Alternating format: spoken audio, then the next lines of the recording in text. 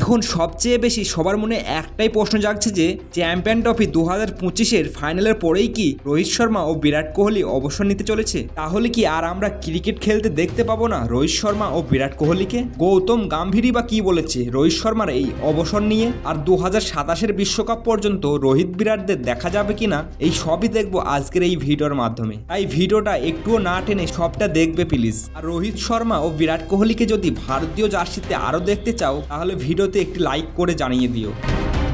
Border Gavaskar ট্রফির পর থেকেই রোহিত, কোহলি ও জাদেজার খারাপ পারফরমেন্সের জন্য তাদের অবসরের কথা এখন বর্তমান দিনে অনেক আলোচনার বিষয় হয়ে দাঁড়িয়েছে। যদিও বিরাট কোহলি চ্যাম্পিয়ন ট্রফি 2025-এ বেশ ভালোই খেলেছে বলা চলে। 4টি ম্যাচের মধ্যে কোহলির সেঞ্চুরিও রয়েছে, 70 গড়ে রান করেছে এই চ্যাম্পিয়ন ট্রফিতে বিরাট কোহলি। কিন্তু রোহিত শর্মার পারফরমেন্স অতটাও ভালো যাচ্ছে না। যদিও দলের শুরুটা বেশ করে দিচ্ছে, কিন্তু তবুও আগে রোহিতকে যেন আর খুঁজে পাওয়া যাচ্ছে না। Already Kane Williamson, Steven Smith ও বাটলারের মতো বড় বড় খেলোয়াড়রাই এই চ্যাম্পিয়ন ট্রফি থেকে অবসর নিয়ে নিয়েছে। তাই এবারে আঙুল উঠছে ভারতের খেলোয়াড় রোহিত শর্মা, বিরাট কোহলি ও জাদেজার উপর। এই তিনজনই কি তাহলে চ্যাম্পিয়ন ট্রফি ফাইনাল ম্যাচের পর অবসর নেবে? তাই এবার অবসর নিয়ে মুখ খুলল গৌতম গম্ভীর। 2025 চ্যাম্পিয়ন ট্রফির প্রথম সেমিফাইনাল ম্যাচে অস্ট্রেলিয়াকে হারানোর পর একজন রিপোর্টার গৌতম গম্ভীরের কাছে রোহিত শর্মার অবসর নিয়ে জানতে চাইলে গম্ভীর উত্তর বলে, আমরা এখন কোনো খেলোয়াড়ের অবসর নিয়ে ভাবছি না। এখন আমরা ভাবছি যে চ্যাম্পিয়ন ট্রফি 2025-এর চ্যাম্পিয়ন দল কিভাবে হব আমরা।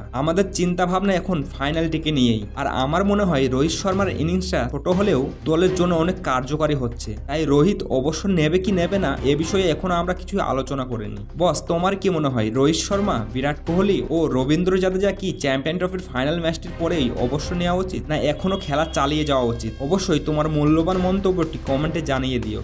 এখন চলছে 2025 আর বিশ্বকাপ আসতে আরো 2 বছর সময় আছে। এই 2 বছরে রোহিত, বিরাট কি দলে আদৌ থাকতে পারবে? এদিকে বিসিসিআই অলরেডি এমন একজনকে খোঁজ করছে যাকে দীর্ঘ সময় ধরে অধিনায়কত্বের দায়িত্ব দেওয়া যায়। আর রোহিত অলরেডি 37 বছরে পা দিয়েছে, আর ফিটনেসও আগের মতো নেই। তাই অনেকেই এই প্রশ্ন তুলছে। যদিও বিরাট কোহলি যথেষ্ট ফিট রয়েছে ও বয়সেও 1 বছর কম রোহিতের চেয়ে, তাই বিরাটকে হয়তো আমরা 2027-এর বিশ্বকাপে দেখতেও পারি। কিন্তু রোহিত শর্মা অবসর নেবে কি নেবে না সেটা রোহিতের ওপরেই ডিপেন্ড করছে। আর যদি রোহিত শর্মা অবসর নেয় তাহলে ভারতের দলের পরবর্তী ওডিআই ক্যাপ্টেন কাকে দেখা যাবে বলে মনে করো?